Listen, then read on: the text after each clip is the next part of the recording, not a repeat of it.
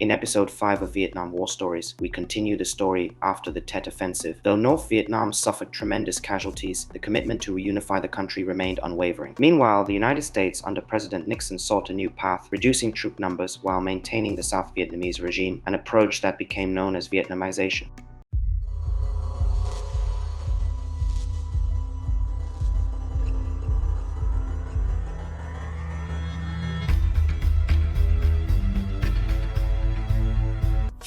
Following the devastating political and psychological impact of the Tet Offensive, the U.S. had to re-evaluate its strategy in Vietnam. Richard Nixon, upon assuming the presidency in 1969, promised to achieve peace with honor. Central to this promise was the concept of Vietnamization, gradually shifting the responsibility of the war to the South Vietnamese forces while scaling back U.S. involvement. The idea was to empower the Army of the Republic of Vietnam to take over combat duties, reducing America's direct involvement. While the strategy was presented as a means to build South Vietnam's self-sufficiency, it was also driven by a mounting public opposition to the war and increasing financial burdens.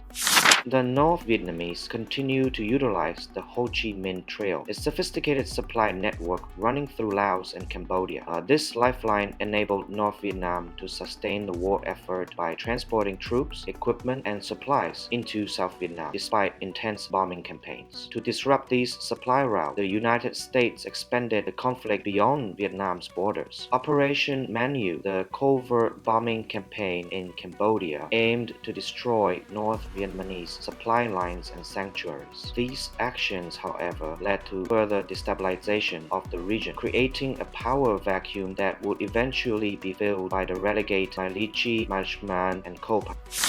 North Vietnam's resilience was a key factor in their ability to sustain the fight, despite the ongoing bombings and increased efforts by the United States to cut off supply lines. The North Vietnamese Army (NVA) adapted quickly. Workers, often young men and women, repaired damaged sections of the Ho Chi Minh Trail, ensuring the flow of supplies continued. In addition to maintaining supply lines, the Viet Cong and NVA intensified their guerrilla operations in the south. Small units launched ambushes, conducted sabotage, and remained embedded in rural communities, creating constant challenges for South Vietnam forces, who were increasingly expected to manage these operations without direct American combat support.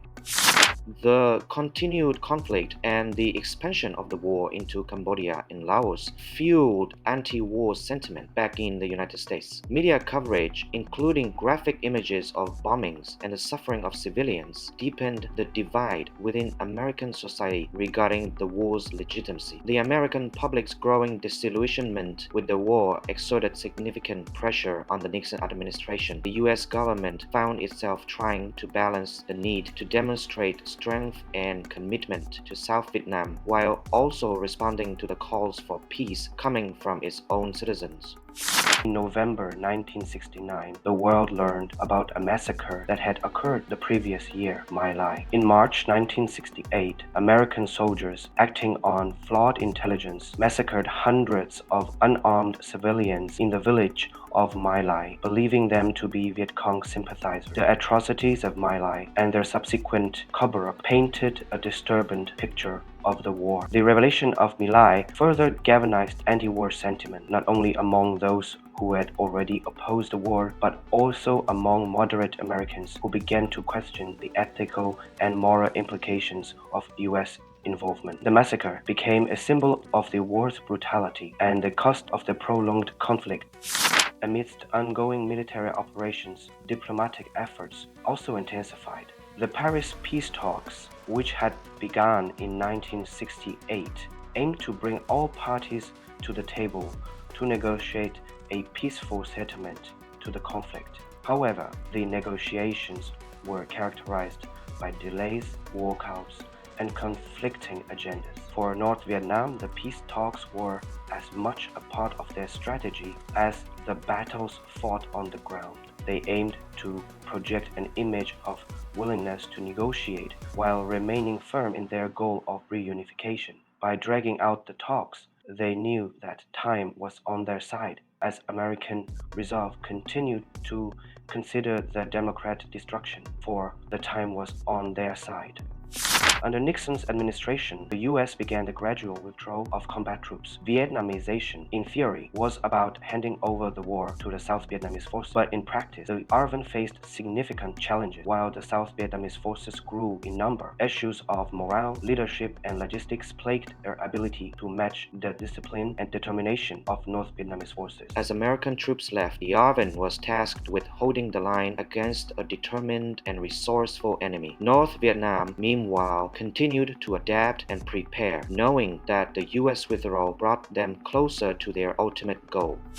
Despite all efforts to weaken them, North Vietnam remained resolute. The expansion of the war, the continued pressure along the Ho Chi Minh Trail, and the diplomatic maneuvering in Paris were all parts of a broader coordinated effort to achieve reunification. With each passing year, the balance shifted more and more in their favor as the American withdrawal brought the object. Our next episode will cover the final years of the war, the continued urban struggle, Nixon's secret campaigns, and the events that led to the fall of a cycle. Stay with us as we continue this journey through the Vietnam War, a war of resilience, sacrifice, and the unyielding pursuit of reunification.